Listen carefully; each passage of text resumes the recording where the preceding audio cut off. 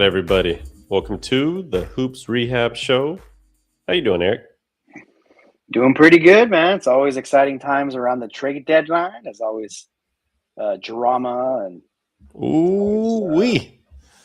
fun time of the year. Obviously, not Almost a a good showing week. by the lakes, but lake show. But Almost a week away, right? It's next about a week, Thursday, I believe, is Thursday. the trade deadline.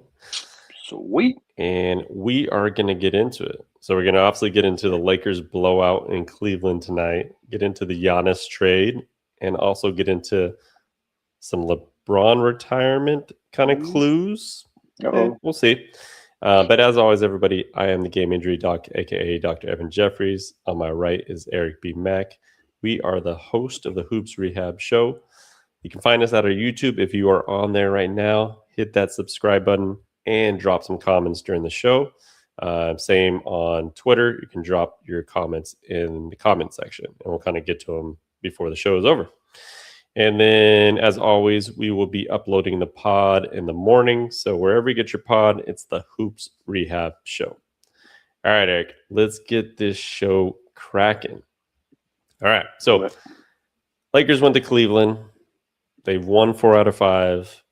They feel like they're getting their momentum back a little bit. And then they get their asses whooped in Ohio.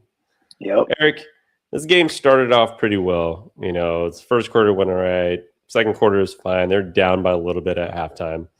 But when Luka, in that first quarter, did his little padded fadeaway, hop onto his left leg, and somehow there's an elevated court in Cleveland, almost tearing up his ankle. Eric, what's up with those elevated courts? I mean, I believe Cleveland is the only place in the NBA that's like this. Please, what are we in like? Please tell me what's the reason. Are we in like the Final Four? You know, when the Final Four usually has like a elevated court because I think they play like in a huge stadium. Yeah, I tend to forget about that elevated court because obviously we don't follow Cleveland that closely, but then it always takes an injury for it to happen. So, yeah, it looks like they avoided hopefully anything serious, but I'm sure it did not, feel good at all. And I mean, I don't know what it's going to take for them to change that. It's just crazy. I mean, I don't know. I don't know if you guys know out there if there's any other courts like that in the NBA, but I don't believe so. No, I believe that's the only one. But to me, it just doesn't make any sense. And obviously, it is a hazard for players. So please, Cleveland, begging you, fix this court. Because I believe there was a player last year that messed up his knee. Forgot his name. They were talking about him earlier in the broadcast. So I think Cleveland needs to make some arrangements there. But anyways, let's get into the game, Eric. What happened in those little third quarters for the Lakers? What happened there? Speaking of hazard, I mean, that third quarter was as hazardous as they come. And so, sure, Lakers had won 4 out of 5, but if you look at the last 10, they're 5-5. And I just think it's kind of how what they've been all year. They're beating up on some of the bad teams. It's a tough road game. Don't get me wrong. It's the middle of a road trip at Cleveland. Cleveland is playing better basketball. They've now won 5 straight. They're 8-2 in their last 10. I didn't really see who they played, but at the end of the day, they're still 8-2 in that 10. And so I knew it was going to be tough. There's a lot of emotions. Lakers were up 10 in the second quarter, I think 40-30 or so. And so it looked like it was going to be their night, at least at first. But Lakers are a 5 seed. I just think they are who they are. I really cannot say that they are not more than if they get the right matchups. Maybe potentially their ceiling is the Western Conference Finals, and really nothing has really changed for me. And they're going to have good nights, bad nights. It happens in a long season and a long road trip. But that third quarter has to be a concern for the Lakers, and especially where they've had a couple better defensive performances as of late. But I don't know, man. You feel like the two teams that they've played as of late that were any good were the Clippers and the Cavs, and they basically mopped the floor with them. So, wasn't good. Yeah, I mean, for me, right, they gave up 42 in the third, 42-22. And rough. To me, that third quarter, LeBron just didn't look like himself, right? Like, I think you're going to get nights like this where he looks his age. And tonight was one of those nights, whether it was emotions, everything going on in Cleveland, but he had 11 points, 5 assists, 3 rebounds, and 6 turnovers, right? There's I would say at least once or twice a game, LeBron's dribbling the ball and just essentially just loses the ball. Like there slips out his hand, or he's like a step too slow and somebody steals it from him. And it's like you're seeing it over and over consistently every single game. Yep. And I think that just shows, yes, he still can play at this elite level, but there is father time. There is a little tiny bit of slowness in his game that I think we're seeing as it unfolds, as the season goes on. And like I've said, and you said earlier, my worry is how this season goes, right? The second half of the season, when we get into March, April, how's his body going to be then? And to be honest, I don't know. I mean, he's putting a lot of wear and tear without Austin Reaves. Austin Reaves been out about 15 games. This happens every year. Anthony Davis was out. He got to take a brunt of the load, and he looks really good during the middle part of the season. Austin Reaves is out. It's like the same thing every single year. So I'm a little worried, a little concerned kind of going into the end of the season there. Yeah. Sometimes it feels like we come on when, he doesn't have a good game. And I know he's had a lot of good games as of late. And so you're right. It's with year 23 and LeBron being such an important player for us, especially with Austin Reaves out, we're going to have these nights, middle of a road trip. I mean, we do got to realize, right? You go to Dallas, it's freezing. I know they don't play outdoors, but you go to Dallas, it's freezing, right? You go to Chicago, and you go to Cleveland. And, I know we probably see every one of those players as superhuman and things of that nature, but I'm sure things like that kind of take a toll too. And so, look, there was an 8-game road trip. If they can go 5-3 in the trip, no matter how you get there, I'm sure they'll take it. And so still some room there to have a decent trip, but it's going to be just nice to eventually hopefully get some of these kind of marquee games. And then to comment about like the ball slipping out of his hands. Yeah, it's so true. Like he's always typically like a high volume turnover player. Cause he does have the ball a lot. Right. And sure. Things of that nature. You hear me? Okay. Yeah. But yeah, I think it's definitely a little different this year with just maybe like I don't want to say a lack of concentration, but maybe a smidge, because of just the age and wear and tear. Maybe that's doing a little bit. But nobody's gonna feel sorry for the Lakers, right? We know they're always gonna get every team's best shot, and here we are. Just gotta get the next one. Yeah, and when you look at the others for the Lakers, obviously Luka's gonna get his. He had a 29, which is basically an off night for him. Ooh, look at Rui right now. Ooh. But when I look down the lineup, it's like Rui has been hot. Yeah. 18 minutes, 0 points, 0 for 7. And we just can't have that. No, that can't happen. I'll be honest, Eric. I was watching the game, and there was actually 0 impact from DeAndre Ayton. Wow. Like whatever, he was 4 for 4 with 10 points.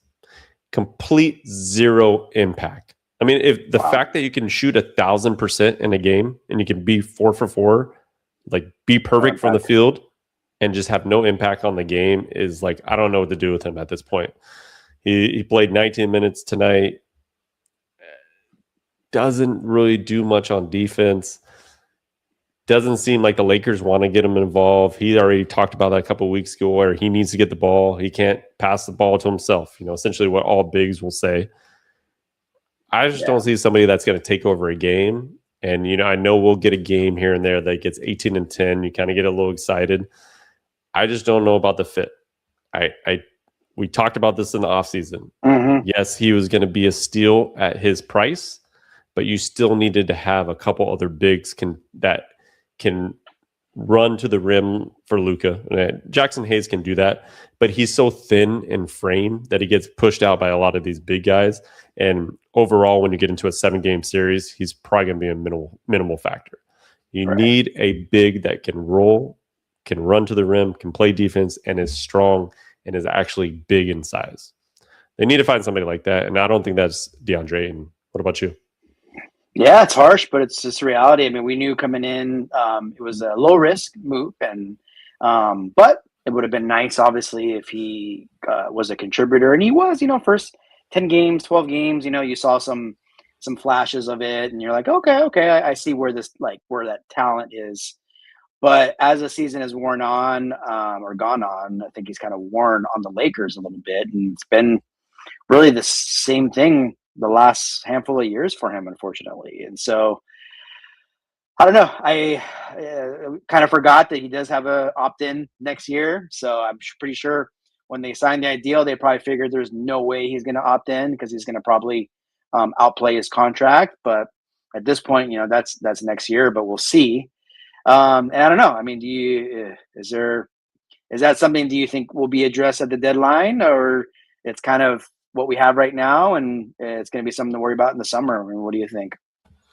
Yeah, I think they're going to trade for another big, and then obviously a 3-and-D type of players. And the Yeah. players that kind of come to mind for me is, I mean, I know there's some rumors about DeAndre Hunter, right, from Cleveland, Right. which would be a nice 3-and-D type of guy. I personally would like to see a guy like Bobby Portis. I think Bobby Portis would be a perfect fit on this team. I mean, he's used to coming off the bench. He's shooting, I think, like 45% from three this year. Or 44. And I think he's shot 40% every year he's been on Milwaukee. He can play the small ball 5. He can put him at the 4. But I just think somebody like that will be so key to have. And he has championship experience. He's won a championship. So that's like a guy I would be gearing toward. And then if you're looking like athletic bigs, I mean, I'm sure there's some low level guys, but somebody like Mark Williams would have been great if we didn't obviously connect trade didn't go through, right? So that would have been perfect for somebody. But yeah, you're looking for a bigger guy like that has a little bit more motor, is more athletic, is not so concerned about scoring, but is more concerned about playing defense. Yeah, great point about Bobby Portis. As you're discussing that, I was looking at his contract. So he's got this year 13 mil, the year after 14.5, and then he does have a player option for nothing. How much is Gabe Vincent making, Eric?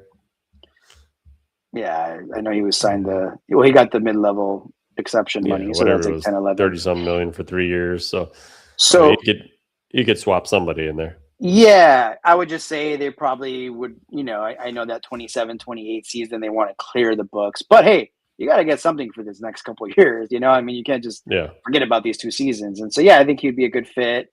I think now, which we're going to get into in a little bit, but with the, certain trade demands by a certain player, I think that there could be some stalling around trading draft picks, right? So, are Lakers going to really go after someone and have to give up a pick where they want to maybe hang on to those picks till the summer? I mean, honestly, I think it throws a wrinkle into it too. But that being said, we'll have to see. Lakers have some holes, and will it be filled this trade deadline? Maybe, but I think it's something that we'll just have to see. But yeah, Ayton, I don't know, man. And there's been talk about, going back to Jackson Hayes, right, as a starter. But we saw that last year, right? I mean, we saw it last year. He's an energy guy. I don't think you could have an energy guy as a starter. We saw him in the playoffs. He got played out, right? He didn't play at all the last couple of games. But, so they'll and if you bring him as a starter, what does that do to DeAndre Ayton? Yeah, I mean, he's not coming off the bench. Like he's already got no motor, and his presence is like coming off the bench. Like that's just not going to make any sense. I don't think for him. The psyche too. Psychological, it's not going to be good. But it's not. We got somebody in the chat here though. Andrew Wiggins. Yes, we have talked about him for numerous amounts of time about that would probably be an ideal fit. Yes, a 3-and-D guy, something that can plug and play, You can put him in the starting lineup. He would be a perfect addition for the Lakers, especially for guarding a lot of the wings that we have difficulty with, right? So we definitely need a player like that. If it was somehow you can get Wiggins and a Bobby Portis, I think that's an A+ trade deadline.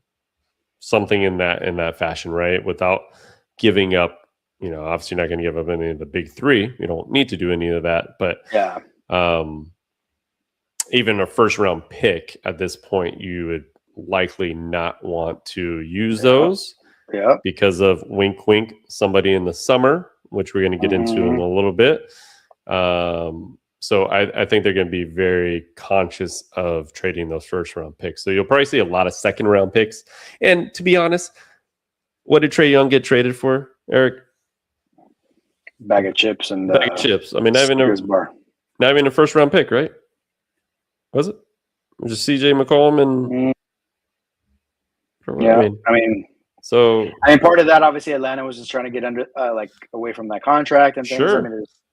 But it is crazy that they didn't get much. But it just we talked about it, kind of showed that what I guess the league thought of him. But anywho, Andrew, thank you for the comment. But Andrew Wiggins has been someone that's been rumored. But for me, Lakers, they are obviously having a pretty decent season, 5 seed, but I feel like they need talent. So if you're gonna give up talent to get talent, it's like a little bit redundant. It had to be something nice, So, but if they can get those two guys without giving up, the farm, and hey, let's do it.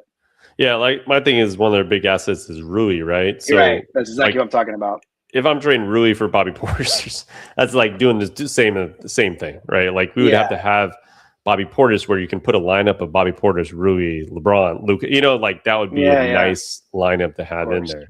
So same thing with, I guess Andrew Wiggins, though I would be willing to give up Wiggins. I mean, I give up Rui, but man, Rui's been shooting the 3-ball like no other player on the Lakers squad. So obviously he had a rough night tonight, but typically he is a good shooter for the Lakers.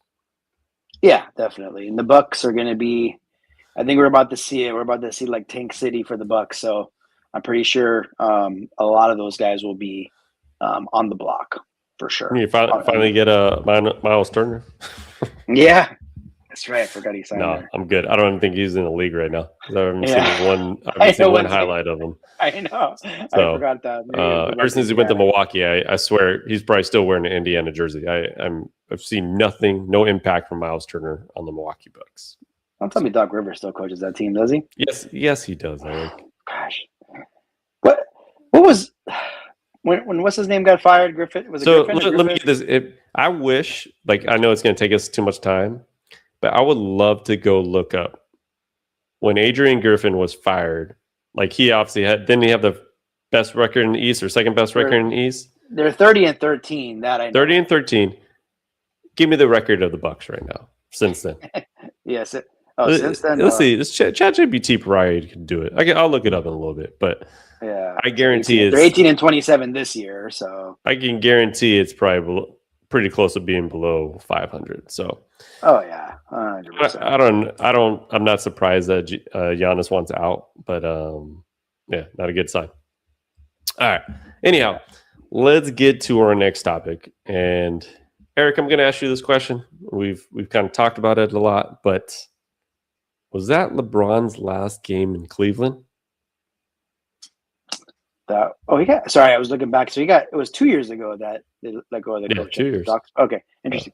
LeBron, I've been on the he's done train for pretty much all year. Some of the local media here in LA are really kind of thinking it's not. And so I truly think that at this point, I don't know if LeBron knows or not. And I think it has to do with how this season ends and what opportunity there is for him next year. We did hear a story that came out from Dave McMenamin that a team like Cleveland would be happy to have him back. So, hey, maybe it's definitely not his last game in Cleveland, right? He could have 41 more next year.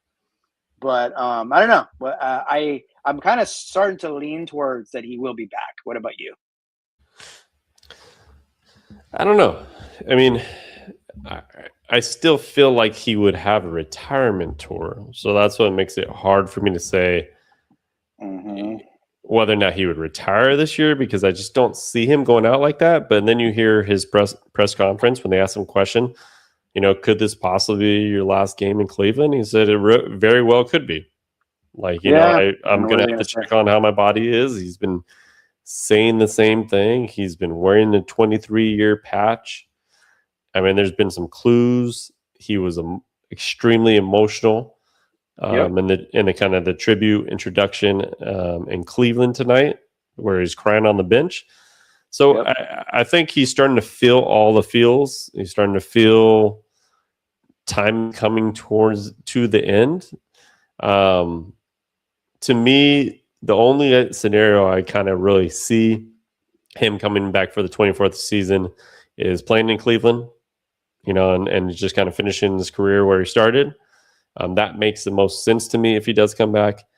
And then it would be just the Warriors type of thing, that dream of playing with Steph Curry and stuff like that. And they'd be old as hell, but it'd be the whole dream. What about But the other than Lakers? that, yeah, I mean, the only way I think he returns to the Lakers is if the Lakers win the championship. Yep. And then he's like, all right, let's try to defend that title, right? Because I think they've already kind of hit that crossroads. You hear all the article that came out about Jeannie Buss and him, them choosing Luca. I think they're ready to just congratulate each other on their relationship and time with the Lakers, but I think it's time to move on, regardless if it's retirement or moving on to another team. Yeah, it certainly looks like the writing's are on the wall. We talked about it. Just everything is pointing at it being the end.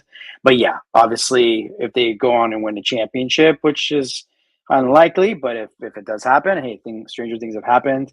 Then yes, I would say he would be back, and they probably would give him a sweet 1 year deal, right? And because it's like, hey, you have that, like, you won the championship, you have that, like, kind of insurance, like, year policy, I guess technically year next year, right? Because they won this year, and then maybe he can just do a farewell tour. But yeah, I mean, we always had Cleveland in the back of our heads. Now that we hear that they do have interest, that even makes it more possible. But obviously, we'll just have to see how this year shakes out and kind of go from there. Yeah, I mean, it's really going to be a test on how he feels physically, right? I mean, that's Yeah. the most important thing. And, obviously, skill wise, he can still play in this league. And he may want to not diminish his skills anymore, right? So that's like another thing, right? Like where it's like he's kind of looking like MJ in his final season, where MJ could get you 40 here and there. But most nights he would look a little bit like this, right? Where he has a little bad game, and then all of a sudden he would get up for another game. So you might see a little bit more of that with LeBron, and as the wear and tear kind of sets into his body. But we shall see. Yeah, it's gonna come see how he feels. Like he's gonna really think about if he's gonna want to go through another season wherever it's at. I think Cleveland, if they have like a disappointing end to the year, that helps matters, right?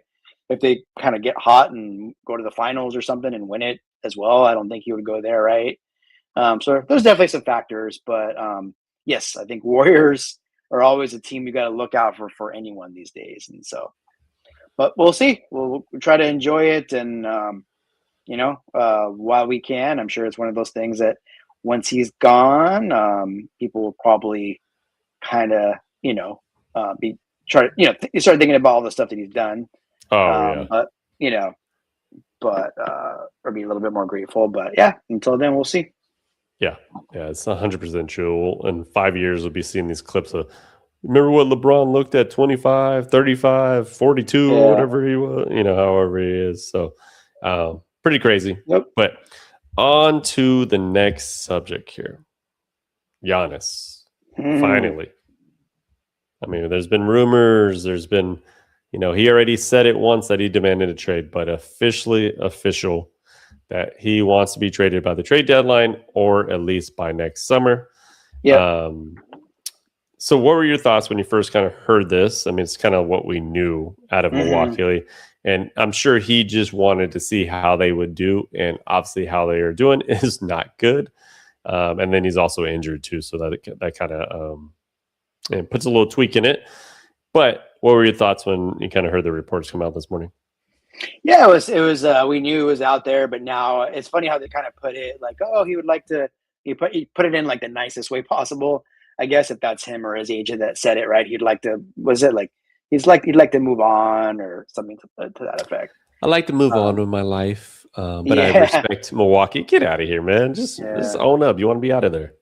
Want to be out of there, and when it's all said and done, he brought a chip to Milwaukee. I'm sure they'll forever be grateful. But anyways, yeah, I mean, obviously you start to think about, ooh, like who's he gonna go to, right? You start thinking about the Lakers, like we get stars, but then you start thinking about what they have to give up, and it's just gonna be such a big trade with a lot of moving parts, which we'll get into here in a second. But yeah, my first thought was like, well, it's finally official. He wants to get dealt. There's no coincidence that it was done a little bit before the trade deadline, just to give a kind of perhaps a potential like ounce of hope that it might be done sooner. But seems like a long shot with it potentially happening in the summer. But pretty crazy. Yeah, I mean, my first thought were like, ooh, Lakers going to make a move, but then you got to look at the reality of the situation, right? Lakers can Yeah, only give up one first round pick. You got to involve Austin Reeves with it. And then other thing kind of creeped in my head about Giannis. And I said, you know what? He's 31 years old. He's had a hmm couple seasons recently that are pretty much injury plagued. He's coming off not one, but two calf strains in the last like 6 weeks. yeah, So it's like, right now that he's going to at least need a couple more weeks to kind of heal and be ready to play. So you don't really you know how much you're going to get out of him for the rest of this yep. regular season. He ain't playing, but You, yeah, you know the type of player he is, yep, but he is 31. He is getting older. You've heard the rumors throughout the summer where he wants to go live in Greece. His family's already there. He doesn't really know how much longer he wants to be in the States. He's going to be a type of player that's probably going to be, when he's out of the NBA, you're not going to see him on the sidelines, right? You're not going to see him no, at no games. He's going to be out doing his thing.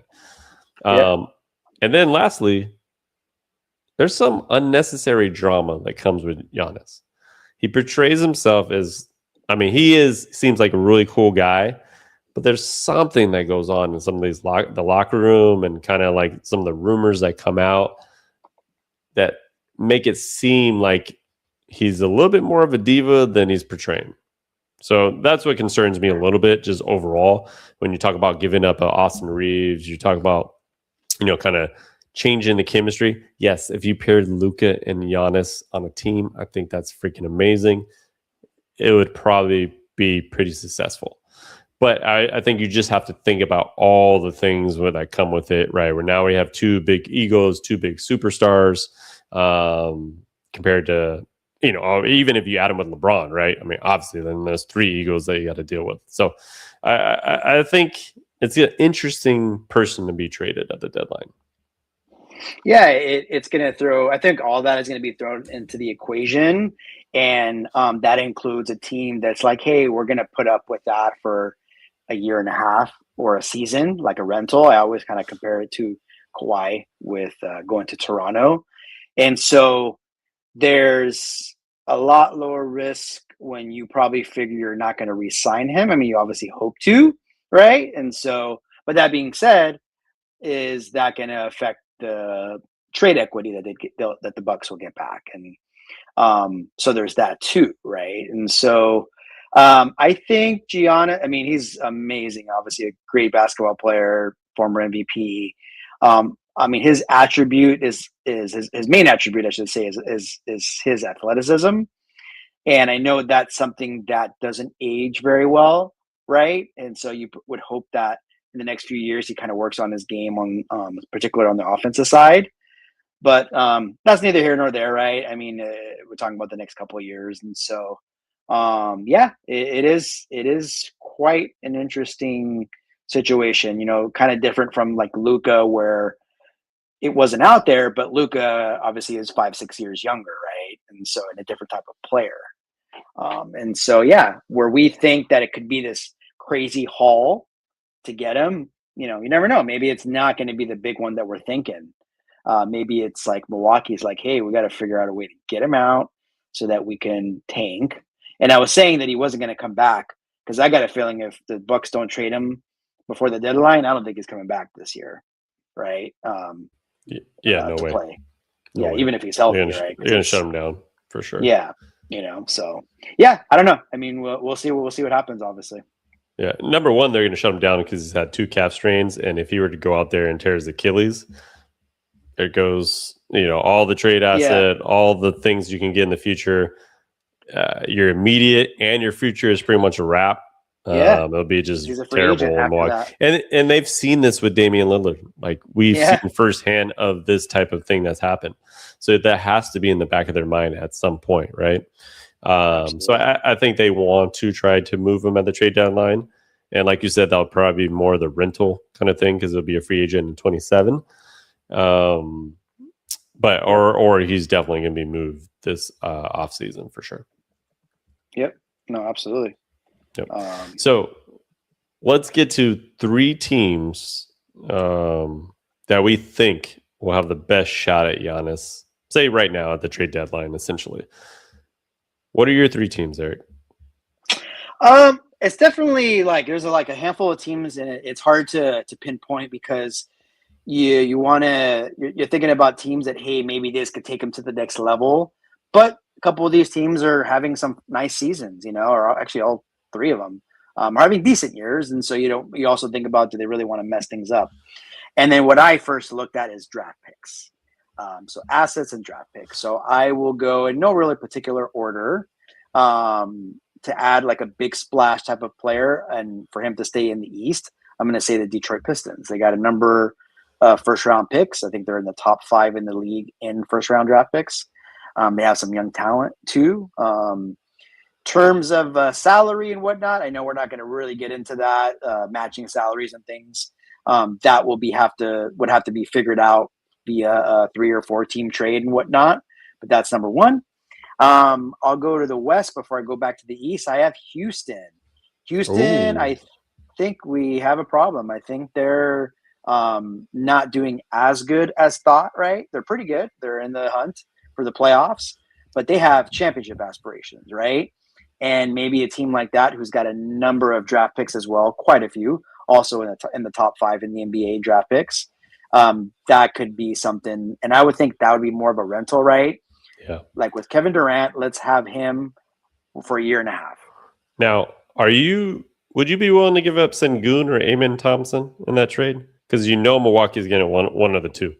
Like, there's no way you're getting that trade without those 2. I think. Yeah. I mean, unless they're just getting a bunch of picks. Yeah, I mean and that's where you probably Houston would probably have to put a pause on it, right? And again, this would have to be maybe Giannis, wanting to go there, and the getting 5 first round picks, and then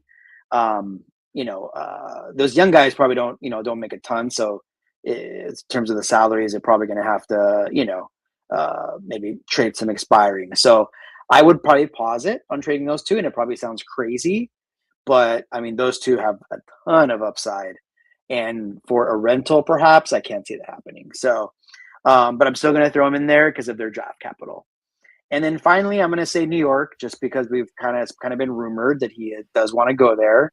The bright lights, New York City, just so hungry and thirsty and everything you can think of for a championship, right? And they'll do about anything for it. I think they have a good shot this year to at least get to the finals, right? And so maybe they don't want to mess with anything. But you got Cat there, right? You got I know they traded a lot of their first round picks already, but I take it they still have a few. And yeah, again, it could be a choice, preferred choice for Giannis, which could make a difference. So those are my 3 teams that I kind of thought of, in terms of like him being dealt here before the deadline. Yeah, I love to see Giannis in New York just because of the bright lights. You finally get a superstar, see what he can kind of do there. Even though they have Jalen Brunson, but like him and Jalen Brunson, I think can take this team to another level. Ooh, that'd be nice. I just think it's a difficult trade to make. That's the only thing, right? So you got to be pretty creative. Yeah, they got some pieces like Mikal Bridges and Cat. Not too many other young assets that they can kind of give up. So we'll see. But I love that place for them if he can end up there, and that's where he wants to end up. So yeah, there you go. What about yourself? For me, I got to go to a team that it's always going to be talked about. You know, a team of dynasty, a team of winning, and that'll be the Golden State Warriors. Mm-hmm. With Steph, they have to continue to make moves. Obviously, the Jimmy Butler injury this year, tearing his ACL, was just huge for them. He would have to be included into this trade, just basically his contract to wash it. But they surprisingly own all their first-round picks for the next 7 years, right? So they can trade a maximum of 4 of them right now. So they literally have the draft capital to do it. Now, are they willing to mortgage their future for a couple more years of Steph and Giannis? I think so. I think that's what their nature. Their nature is to win. Their nature is to win championships, and I think that's what they do. I think they're in the Lakers category in terms of that. So I can see it happening. You can give up like a Kuminga, a Pods, and up to 4 first-round picks. I think that can get it done. You know, I mean, you just got to figure out the Jimmy Butler thing where. I mean, you could have Jimmy Butler there, I guess, and have him rehab, and maybe at least get your first round picks, and you have Jimmy Butler for a season, right? Where you're at least competitive in that way. So, I think that's a pretty solid fit if you wanted to go there. And then you got 2 kind of young teams here coming up. Is those San Antonio Spurs, man? They are a team to watch in this because. They're young. They're fun. Do you want to break up that chemistry that they already have? That's questionable. But at the same time, you compare a Wemby and a Giannis would be scoring on that best big court duo ever created in sports. I mean, it would be this year's version or this generation's version of the Twin Towers, right? I'm thinking of the Twin Towers in San Antonio, Tim Duncan and David Robinson. But it would be just the opposite type of players, but as enforcers in that period. I think if they stood out like this and like spread their arms, both of them, they probably would it would probably take up the whole court, right? I mean, just thinking about how long they are. Like who was scoring on that? Yeah, I mean they would be elite on defense, and they have a bunch of young players that they can give up a Stephon Castle. Or Dylan Harper, and then you're pairing Fox, Wemby, and Giannis together. That is freaking deadly, and that can win you a championship. So I think they would have to talk to Giannis. I think that would be, and even if you're renting that, I think it's still worth it, right? And you can give up 2 or 3 first-round picks with a Dylan Harper, right? And if I'm Milwaukee, I'm like, hell yeah, I want a Dylan Harper or Steven Castle to start my franchise with 3 or 4 first-round picks, have a chance at some of these rookies that are coming out next year. Yeah, I mean, to me, that's a done deal for Milwaukee's purposes. Now, the last team, Eric, I've already talked about it before on this show. Yep, I know where you're going. Is OKC about to flip the script on this NBA and just become the damn Warriors? Are they going to do it? Are they going to? I mean, obviously they have 11 first-round picks that they can give up. I mean, they can trade 4 or 5, whatever it needs to get Giannis. They can trade a Chet with that, right? They can trade a Jalen Williams, who, to me, has been underperforming as a co-star for SGA this year. He's had some injuries to deal with. He's out with a hamstring injury right now. Yep. But could you imagine SGA and Giannis? I just, again, I don't want to. If you was SGA, Giannis, and Chet, again, that's lethal. If it's Jalen, SGA, and Giannis, that's lethal, right? So they could flip the script from this team chemistry that they have, this young team that they have, and add a player like Giannis. And if they do it, watch out. Yeah, I mean, I think you went straight to the two teams that really obviously have like the most assets, whether if it's draft picks and personnel. And so it's just going to be up to those two teams. If for the Spurs, if you want to let this kind of organically build up, and you don't want to kind of defer from that, right? Then you would stick with what you got. And then obviously OKC coming off a championship. I would say with them, if they win it this year, I doubt they make the move, right? Or I doubt Giannis wants to go there if they win it. But let's say they fall short, then hey, maybe they revisit things, and that could be possible. And then with the Warriors, you just always have to throw them in any deal.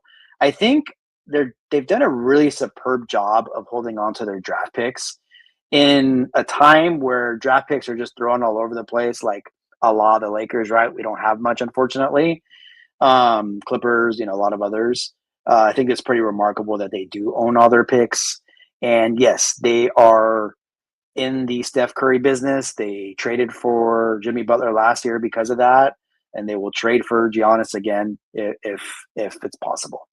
And so, yeah, that's what's going to make this fun. Is there's a lot of possibilities, and it's funny because it's the teams that are really good, and it's not normally the teams that are really good that have a bunch of assets. I mean, they have obviously usually players, but they usually don't have all the picks too. And so,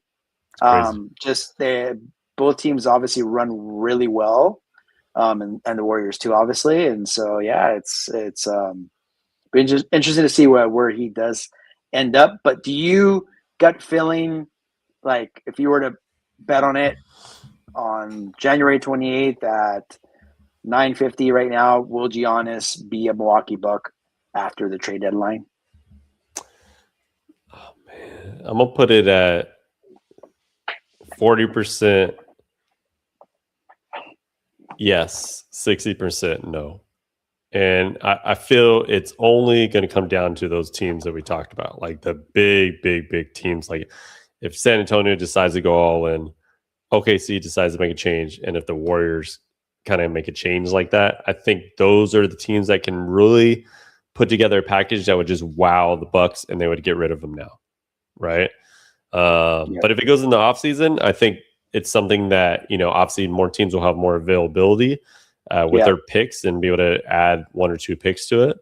But I don't think you're going to get much more than like say a Spurs or a Warriors or San Antonio or OKC can give you, right? I don't think you're getting that from anybody in the offseason. And even the Houston Rockets can give a good amount of picks too. So I don't think you're getting any better. If we're talking about Lakers, that's only if the Lakers got lucky and somehow they're like, yeah, we really just infatuated with Austin Reaves. That's the one guy we want back, right?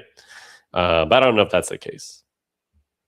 Yeah, I think it's a little bit interesting because in most cases, when you have a player that you're trading, you're going to typically get more for having a year and a half of service with him, so a playoff run and then plus another season.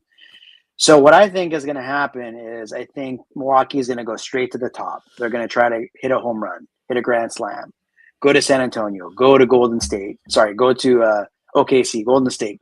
Some of the teams they mentioned, right?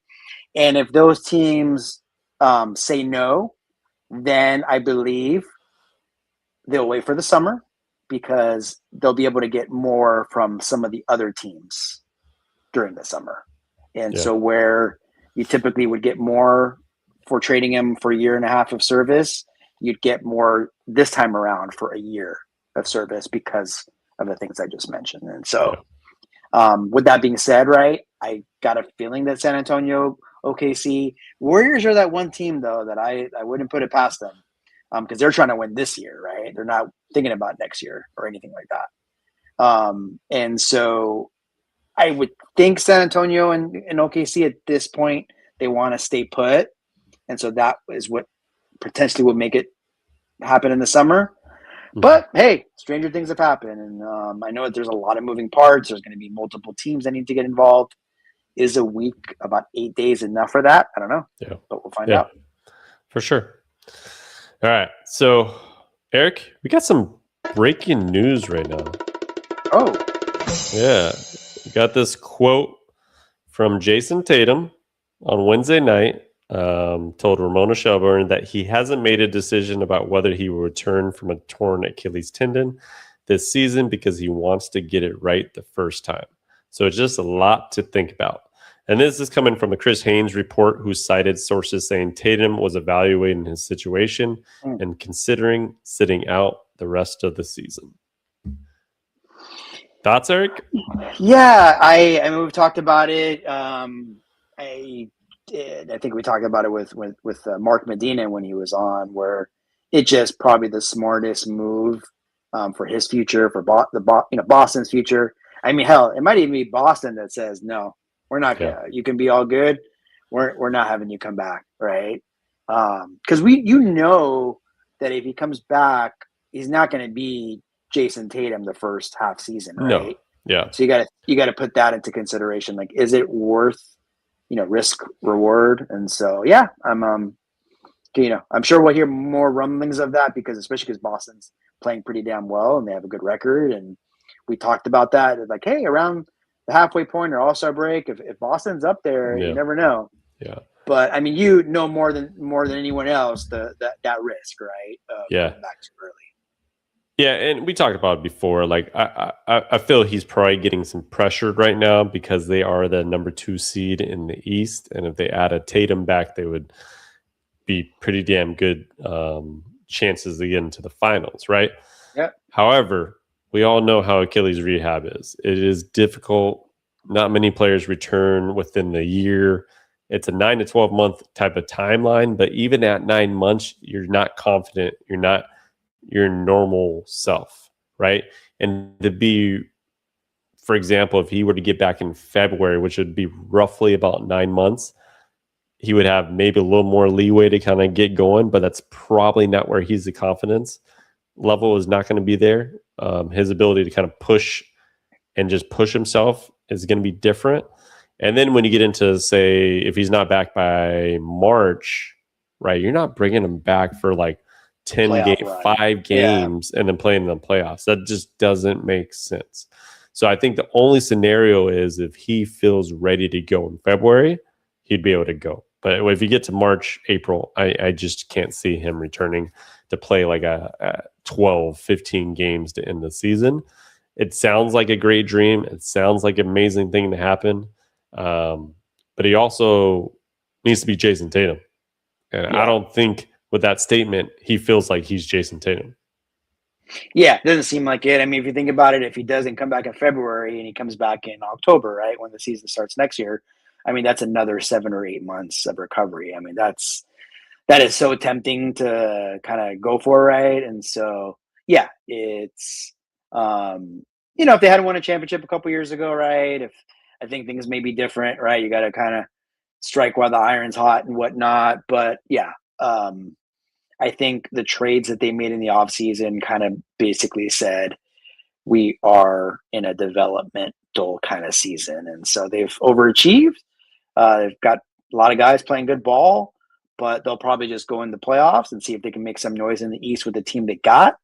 And obviously await his return next season.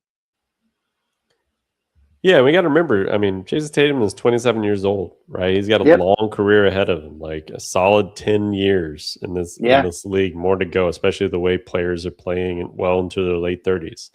So do you want to risk that just to see? I mean, yes, championships are important, but does Boston, do the Celtics want to risk something like that?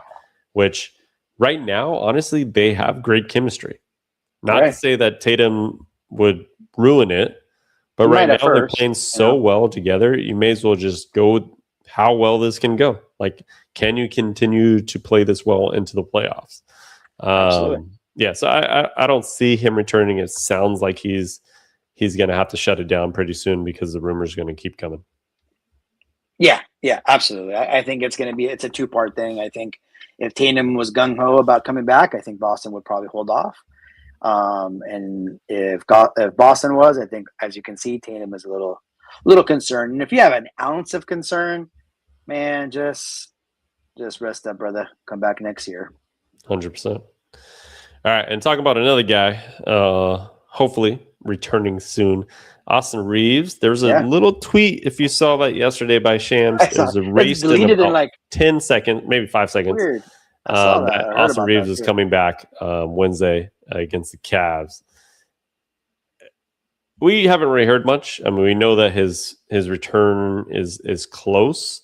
Hopefully, he didn't have any setbacks, but I think you got to be cautious of trying to bring him back way too early, right? Just because the Lakers are struggling, he still is only a month out. You know, it happened on Yeah, Christmas Day.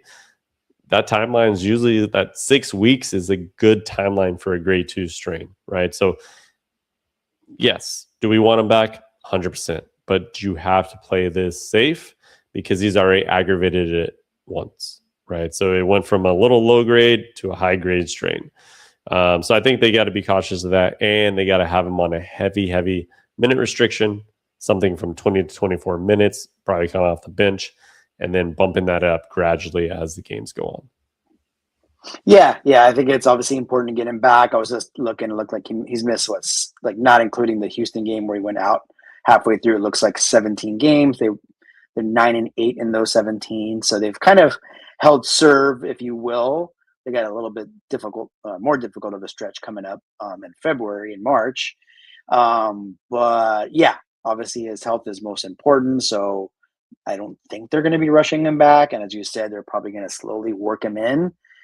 But we definitely need a healthy AR for these last, 20, 25 games of the season and into the playoffs. And so we'll see if he plays on. They play Friday, correct? I believe. Let me Yeah, check. against the Yeah, Wizards. Wizards, and then Sunday New York. Oh well. So we'll see. It did talk about him coming back this trip, right? So maybe Yeah, they he'll said come on the back. trip for sure. So I could see him coming back against the Wizards or at least on Sunday versus the Knicks, which would be nice. Yeah, and they don't have any back to backs coming up or anything. So it's Friday, Sunday, Tuesday, Thursday, Saturday, Monday. A lot of just day on, day off, but Yeah, that's kind of no like how back to back. playoffs are. So you can prep for that. Yeah, prep for that. Absolutely. But yeah, they're going to need a 100% healthy Austin Reeves in order to make a difference on this team. And if they really want to get to the playoffs and make any damage there. But all right, Eric, big show. We had some breaking news with Jason Tatum, Yeah. some things going on, but Lakers got to get their act together. That's all I got to say. Yep. They got to get their act together. Hopefully, we'll see some trades flying in. I mean, I know when there's such a big trade on the horizon, it kind of slows others down. So hopefully, it doesn't do that, and we get some action in the next, obviously week or so. Yep. And we are going to have another special guest come on to do a trade deadline special early next week. So be ready for that episode. We'll see if there's any trades that kind of go on from now to then. But we're going to have another NBA reporter on. That's going to be awesome. Can't wait. All right, guys. For the Hoops Rehab team, we are out and have a good night. Peace out, guys. Peace out.